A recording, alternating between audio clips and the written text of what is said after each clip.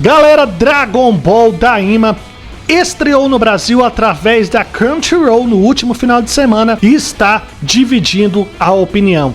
Há aqueles que simplesmente amaram esse novo anime de Dragon Ball, mas há aqueles que detestaram. Mas a pergunta que fica é: Dragon Ball Daima é canônico? Dragon Ball Daima fez com que Dragon Ball Super deixasse de ser canônico?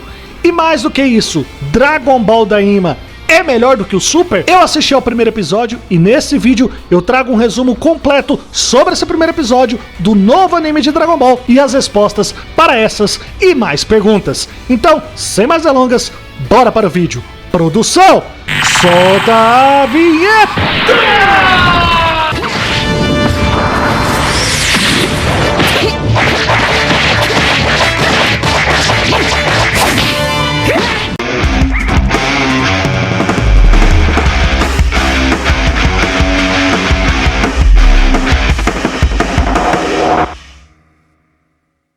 Oi, eu sou o Murilo e você está assistindo ao The Geek. Galera, sejam muito bem-vindos a mais um vídeo aqui no canal. E galera, estreou na Crunchyroll aqui no Brasil no último final de semana o mais novo anime de Dragon Ball, Dragon Ball Daima. Eu assisti e confesso que eu gostei do episódio, achei ele muito bom, mas com algumas ressalvas. Eu vi que muita gente não gostou, propriamente dito, do anime, pelo fato de estar ali meio que repetindo a fórmula do GT na questão de trazer de novo o Goku, transformando o Goku de novo na sua versão criança, assim como aconteceu lá em Dragon Ball GT. Aqui a ideia criativa é um pouco diferente, exatamente talvez para não associarem tanto com Dragon Ball GT, em que aqui em Dragon Ball Daima, ou Dragon Ball Daima, a questão de transformação do Goku em criança não fica só nele. Não é só o Goku que volta a ser criança,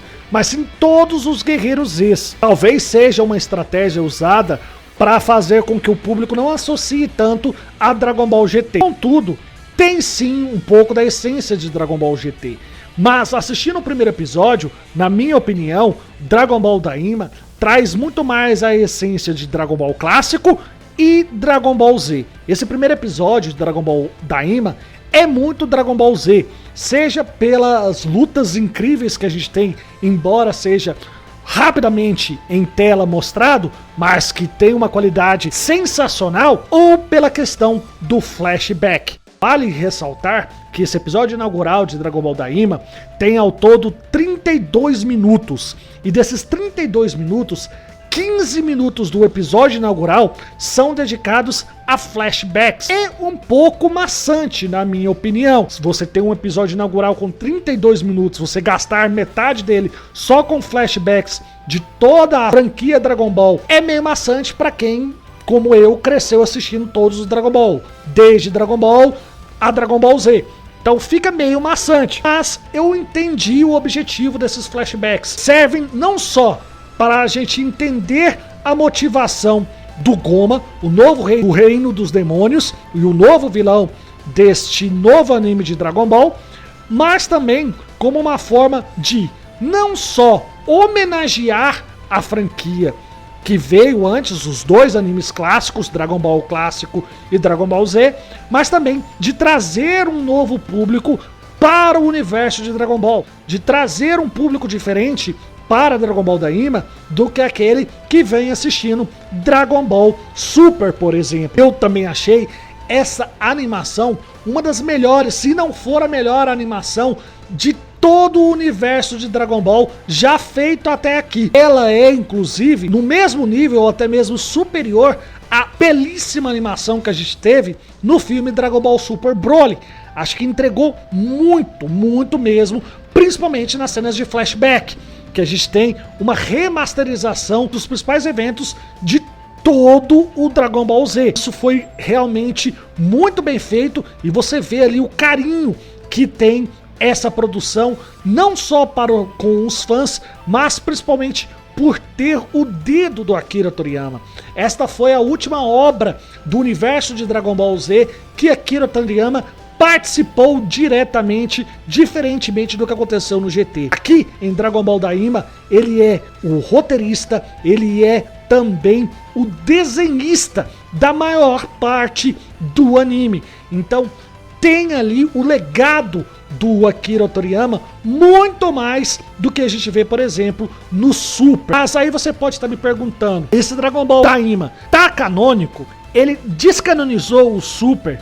Onde que ele se enquadra dentro do universo de Dragon Ball? Dragon Ball Daima começa um ano depois do final de Dragon Ball Z, após a luta contra o Majin Buu. E ele é sim canônico, ele continua a história logo após os eventos do final de Dragon Ball Z, antes do prólogo final de Dragon Ball Z. Se você lembrar, o Dragon Ball Z, ele termina lá com um novo torneio do poder, o Goku treinando o Obu, que até essa parte eles usam meio que isso no início de Dragon Ball GT. Só que Dragon Ball Daima, ele tá entre o final da luta contra o Majin Buu e esse torneio ali que o Goku tá lutando contra o Obu, a reencarnação do bem do Majin Buu. Então ele fica nesse meio termo. E ele é sim canônico, mas ele não descanoniza o Dragon Ball Super, ao meu ver. Isso porque dentro da trama de Dragon Ball Daima, nós vemos que após a morte do Rei dos Demônios, Daburá, lá na saga do Majin Buu, o reino dos demônios, aqui chamado de Makai, passa sobre o domínio de Goma, que se torna o novo rei dos demônios. E a gente vê todo esse momento de flashback que eu mencionei, que quem está assistindo é o Goma.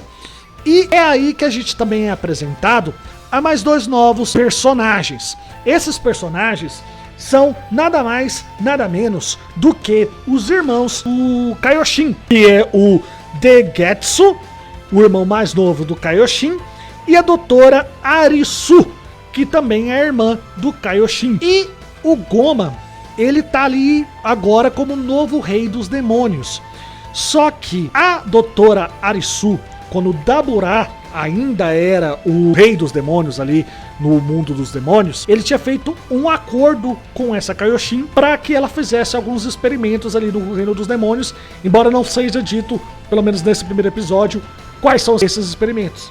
E ela vai conversar agora que o Goma é o novo rei, pedir para que ela continue com essa autorização, e ele meio que caga para ela. Isso faz com que ela jogue a sementinha da dúvida nos ouvidos do Goma, falando que se os guerreiros Zs quisessem, eles poderiam invadir o Makai, o reino dos demônios, e acabar com o governo do Goma. E amedrontado, o Goma decide ir ao planeta Terra, usar as esferas do dragão do planeta Terra, que concedem a quem as invocar por meio do Shenlong 3 desejos, e usar um desses desejos para fazer com que todos aqueles que lutaram contra o Majin Buu voltem a ser crianças, com o intuito de nerfar o poder deles, porque assim, teoricamente, seria mais fácil derrotá-los. E aí que a gente tem as conexões que garantem, na minha visão, a canonidade de Dragon Ball Super.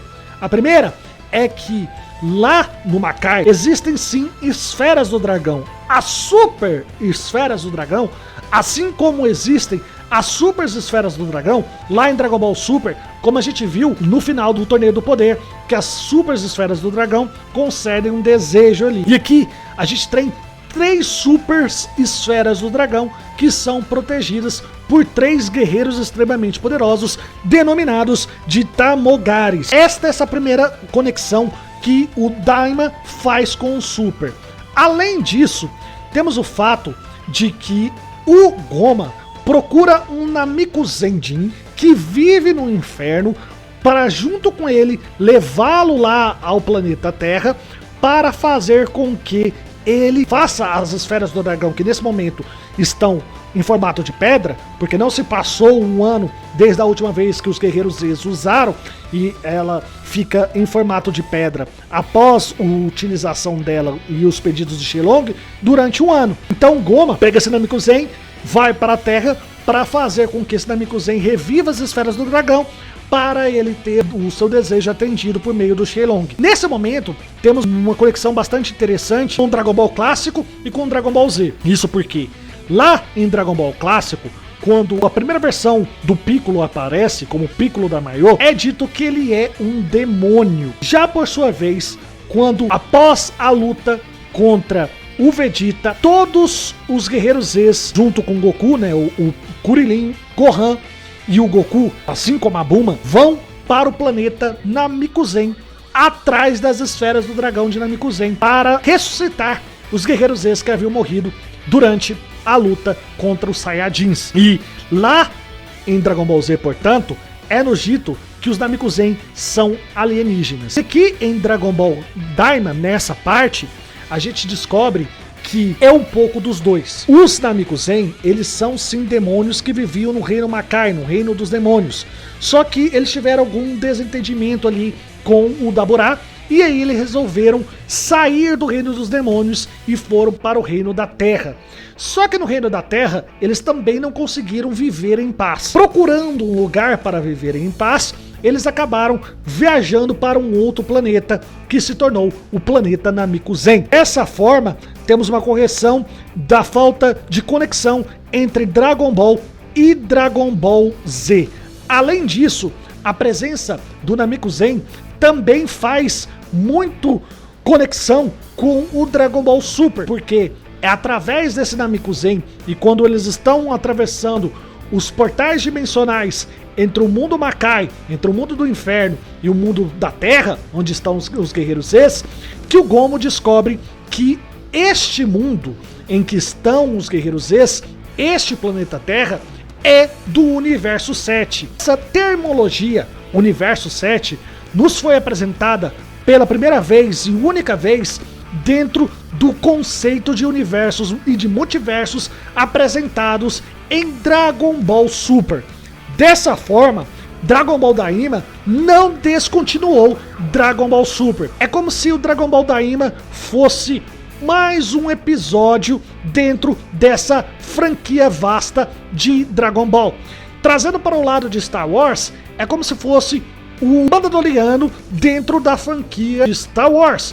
Tudo que aconteceu nas franquias de filmes de Star Wars é canônico. O Mandaloriano acontece ali entre o sexto e o sétimo filme. Então o Mandaloriano, ele só complementa, é uma bifurcação. Para mim, aqui tá muito claro que o Daima vai ser exatamente isso. Ele vai ser uma bifurcação desse vasto universo de Dragon Ball, não descanonizando o Dragon Ball Super. É bem verdade que vai ter algumas incongruências, assim como o Dragon Ball clássico tinha com relação ao Dragon Ball Z. Mas vai ser mais ou menos o que a gente vem vendo dentro do universo expandido de Star Wars. No geral, eu achei esse episódio muito bom. Não acho que seja melhor em quesito de narrativa e de ação por esse primeiro episódio do que Dragon Ball Super, mas é apenas o primeiro episódio, a gente precisa esperar pra ver. Vamos ter aí mais de 20 episódios, então acho que a partir do sexto, do décimo episódio, a gente já consegue ter uma noção de se Dragon Ball Daima é melhor ou não do que Dragon Ball Super. Mas a animação que nos é entregue em Dragon Ball Daima é sensacional, uma das melhores coisas já vistas em Dragon Ball, e por isso eu dou uma nota 8 para esse episódio inaugural de Dragon Ball. Vale ressaltar, antes de eu terminar o vídeo, que Dragon Ball Daima estreou no Brasil pela exibição no serviço de streaming especializado em animes, a Crunchyroll. Só que, além da Crunchyroll, mais outros 2 streams já estão confirmados para exibirem o anime aqui no Brasil. Um deles é a Netflix, cuja estreia de Dragon Ball Daima vai acontecer na próxima sexta-feira. O outro serviço de streaming que também vai transmitir Dragon Ball Daima aqui no Brasil será a Max. Mas ainda não há uma data oficial para a estreia de Dragon Ball Daima na Max aqui no Brasil. Mas uma coisa é certa, essa estreia deve ocorrer ainda durante este ano de 2024. Oh, sim, claro. Mas eu quero saber de vocês, o que vocês acharam deste primeiro episódio do novo anime de Dragon Ball, Dragon Ball Daima. O que vocês acharam do anime? Vocês estão gostando? Vocês gostaram no primeiro episódio? Ou estão com a galera que não gostou deste novo anime de Dragon Ball e preferem uma continuação do Dragon Ball Super? Deixe aqui nos comentários a opinião de vocês e bora interagir! Bem, galera, eu vou ficando por aqui, espero que vocês tenham gostado do vídeo. Não se esqueça de arrebentar o like, de se inscrever no canal com o botãozinho do sininho. A gente se vê no próximo vídeo. Um beijo, fiquem com Deus, até a próxima e...